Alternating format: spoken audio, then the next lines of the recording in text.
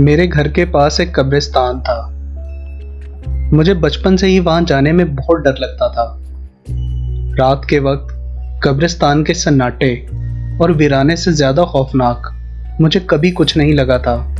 और फिर उसी कब्रिस्तान के बारे में लगाई गई एक शर्त की हमें बहुत भारी कीमत चुकानी पड़ी।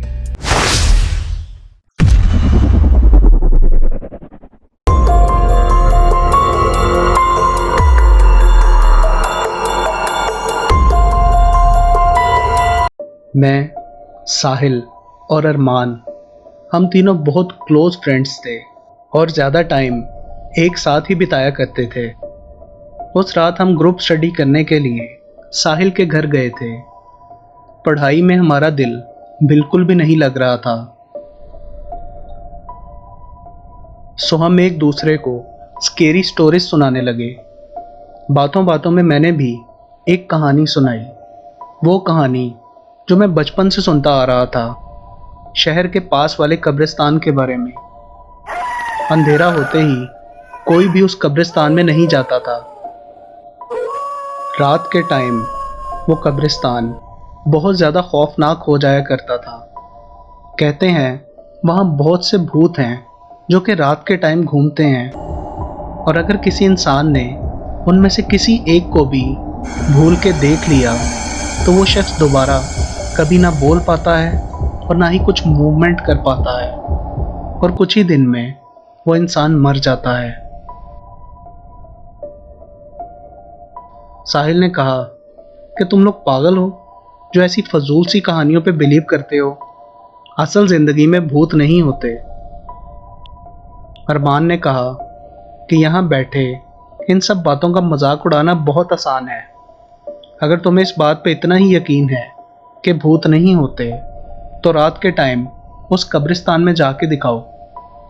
साहिल ने कहा, ठीक है, इसमें कौन सी बड़ी बात है, it's not a big deal. मैं तुम दोनों की तरह डरपोक नहीं हूं। अरमान ने कहा कि ठीक है, फिर तुम ये लाल रुमाल कब्रिस्तान के दरमियान में जो पुराना बरगद का दरख्त है उसके नीचे वाली कब्र के ऊपर रख कर आना।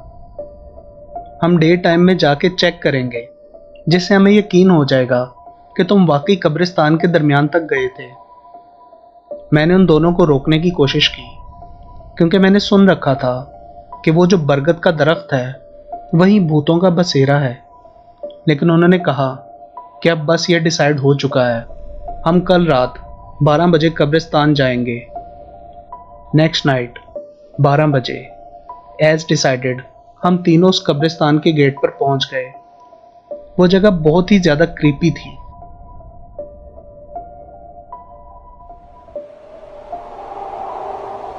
मैं और अरमान गेट पर ही खड़े रहे और साहिल वो लाल रुमाल लेकर अंदर चला गया।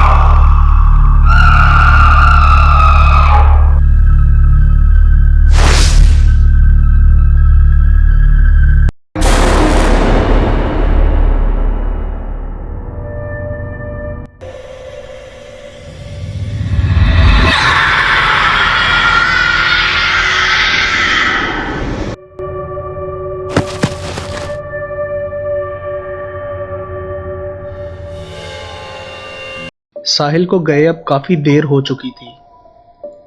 हम सोच रहे थे कि अब तक तो उसको आ जाना चाहिए था। अरमान ने कहा, हमें अंदर चलकर देखना चाहिए। मैंने कहा, मुझे बहुत डर लग रहा है, लेकिन हमें अंदर तो जाना ही होगा, मगर एक शर्त पर। अगर कोई भी आवाज हमें सुनाई दी तो हम अपनी आंखें बंद कर लेंगे और चलते रहेंगे। हम दोनों डरते डरते कब्रिस्तान के अंदर गए। वो बहुत ही ज्यादा खौफनाक था।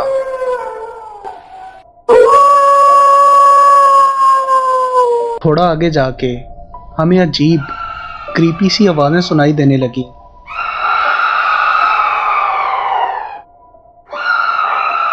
हम दोनों ने अपनी आंखें बंद कर ली और आगे की तरफ चलते रहे। आगे चलते हुए हमारा दिल जोरों से धड़क रहा था। हम दोनों बहुत ज्यादा डरे हुए थे। जब आवाजें आना बंद हुई तो हमने अपनी आंखें खोली तो सामने साहिल बेहोश गिरा पड़ा था।